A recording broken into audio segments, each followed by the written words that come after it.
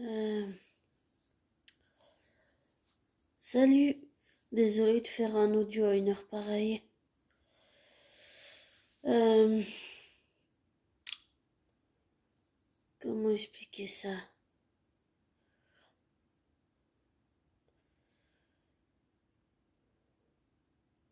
Euh, j'ai regardé pas mal ces temps-ci des programmes sur des affaires judiciaires, des affaires criminelles comme euh, le qu'est-ce que je pourrais citer comme affaire? Euh,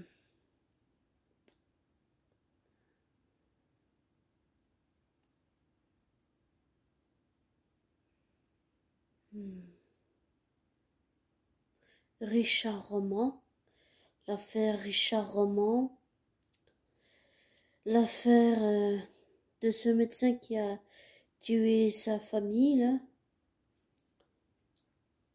Euh, et puis Richard Roman, c'est une autre affaire, deux affaires différentes. Euh,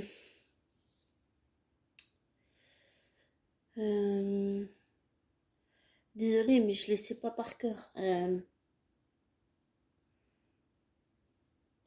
Je cherche.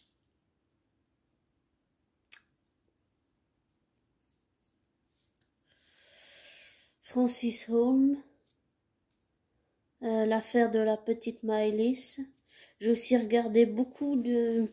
Je citerai des youtubeurs que j'apprécie beaucoup, comme Lionel Camille, spécialisé dans les affaires de disparition, Victoria Charlton, dans le true crime, Mike Sky, spécialisé aussi dans les affaires de meurtre et de disparition HVF.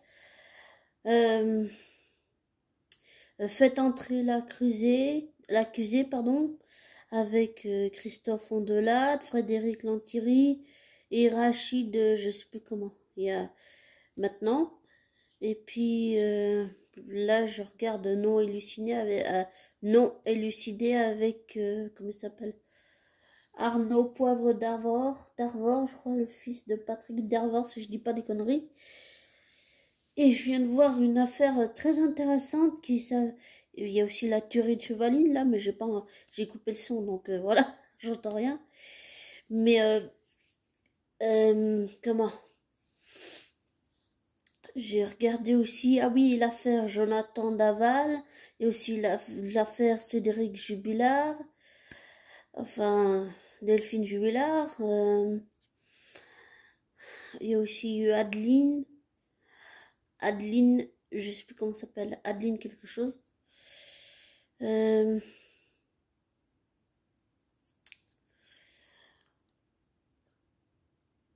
regardé pas mal d'affaires ces temps-ci.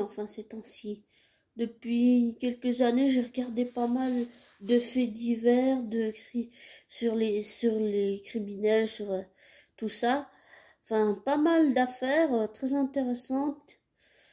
J'ai aussi vu une histoire sur une histoire réelle, un film qui s'appelle Emprise avec euh, Odile Vuillemin et Fred Testu ou Testo, je sais plus comment il faut prononcer. Euh, C'était Emprise, c'était sur Alexandra Lange. Et puis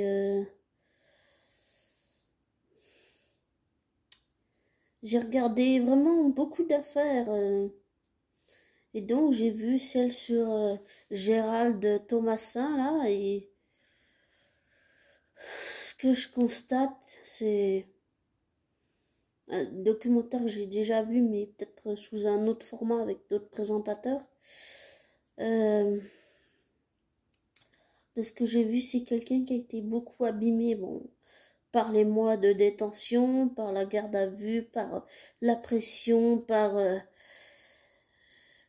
tout ce qu'il y avait autour, le fait que ça soit autant médiatisé, en plus que ce soit quelqu'un qui est pas seulement marginalisé, qui est un passé de toxicomane, de drogué, tout ça. C'est aussi le fait qu'il soit acteur. Je pense que il y a eu un petit mélange avec tout ça. Voilà, que le fait aussi qu'il ait été reconnu par la profession, qu'il a aussi eu beaucoup de soutien, par exemple notamment Béatrice Dalle, voilà, une actrice française. Bah, bah, je suis en train de me dire, je sais pas, ses proches, ils craignent le pire. Et quand je regarde le sentiment que j'ai, c'est que je pense pas qu'il soit mort. Après, c'est qu'une impression ou qu'un sentiment, mais le sentiment que j'ai, c'est que Gérald Thomasin est pas mort, mais il survit. Pour le moment, là, et il essaie de se refaire une santé. Voilà. Se refaire une santé pour, j'allais dire, peut-être encaisser les coups, et savoir qu'il est innocent, que les magistrats l'ont connu innocent. Après, j'allais dire, je ne veux pas donner, comment on dit, de faux espoirs. Après, chacun a son ressenti. J'ai pas le sentiment qu'il soit mort. J'ai juste l'impression qu'il survit, en fait. En se cachant. Il survit jusqu'à guérir de tous ses problèmes. Ou alors, j'allais dire, peut-être qu'il a fait comment il s'appelle, Victoria Charlton avait fait une vidéo sur un rocker, je sais plus comment il s'appelle, que je vous conseille. Un musicien, les Manic Street Preachers, un groupe qui avait eu beaucoup de succès. Et il avait, cet musicien avait un accent de Galles, donc anglais, qui revenait, et qui a confié à un ami un livre où il explique, où ça explique, il a dit à son ami, lis bien l'introduction, où ça explique comment la personne disparaît.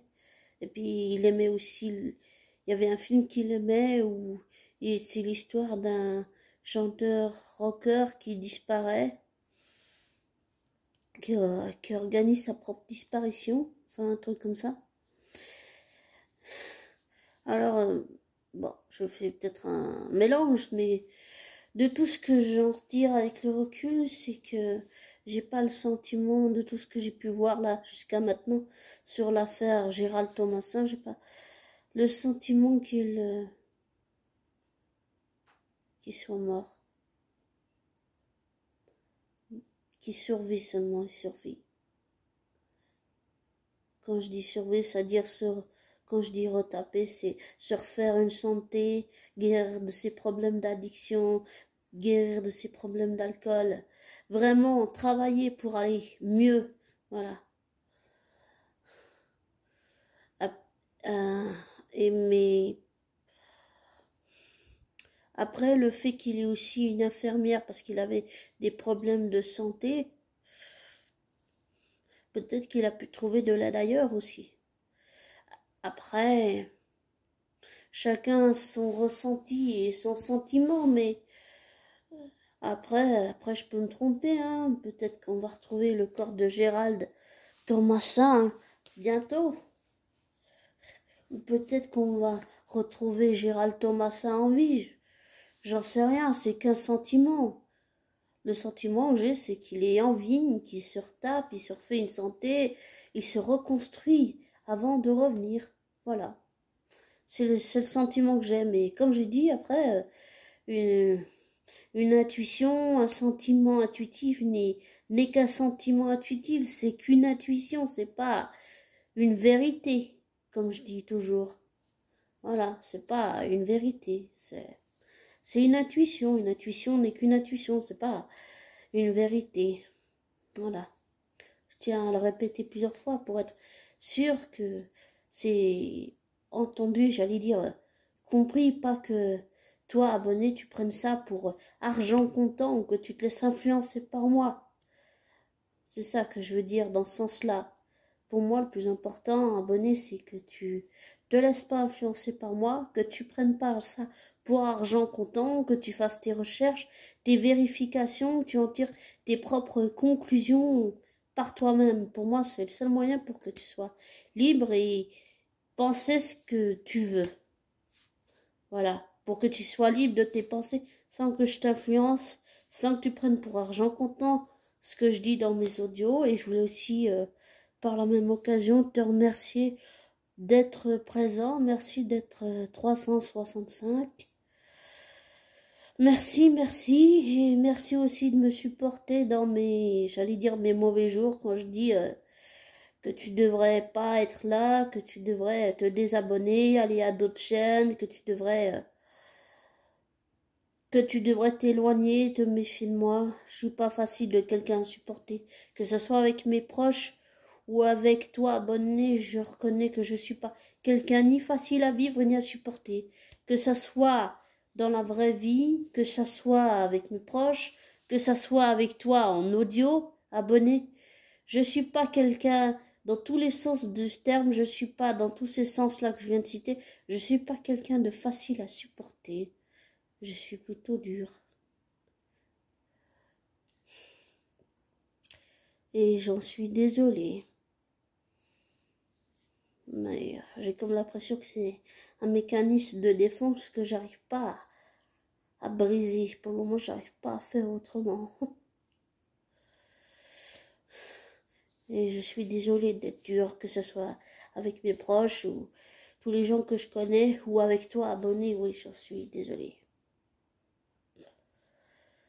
Désolée d'être comme ça. Mais j'allais dire, je vais pas me conformer à ce que les gens attendent de moi et font pression pour que je le fasse. Ça, je l'ai assez fait dans le passé. Non, merci. Pas question. Et j'allais dire, là, je voudrais juste partir dans autre chose, mais je vais le faire dans un autre audio parce que j'aimerais revenir sur l'affaire Gérald Thomasin pour dire que je pense que le dossier, l'histoire est pas finie. Voilà. Le sentiment que j'ai, c'est que c'est pas fini. Tout ça n'est pas fini. On va avoir des nouvelles. Cette année, ça va être une année pleine de surprises. Je sais pas si ce sera des bonnes ou des pas bonnes, des positifs ou des négatifs, mais je sens qu'on va avoir des surprises. Beaucoup de surprises. J'arrive pas à dire pourquoi, mais j'ai l'intuition qu'on va avoir beaucoup de surprises cette année. On verra bien. Et comme j'ai dit, ce que j'ai dit sur le fait que je pense intuitivement qu'il est vivant, c'est que Gérald Thomasin est vivant, comme j'ai dit, c'est qu'une intuition. Une intuition n'est pas une vérité. Voilà. Et comme j'ai dit, ne te laisse pas influencer par moi. Ne prends pas pour argent comptant ce que je te dis. Fais tes recherches, tes vérifications. Tire-en tes conclusions. Et voilà. Si tu l'écoutes le soir, eh ben, je te souhaite une belle journée. Je te souhaite aussi une belle année 2023. Et je te souhaite le meilleur pour cette année, abonné. Et si tu l'écoutes le matin, je te souhaite une belle journée, après-midi. Et je te souhaite une belle année de 2023 et le meilleur dans ta vie.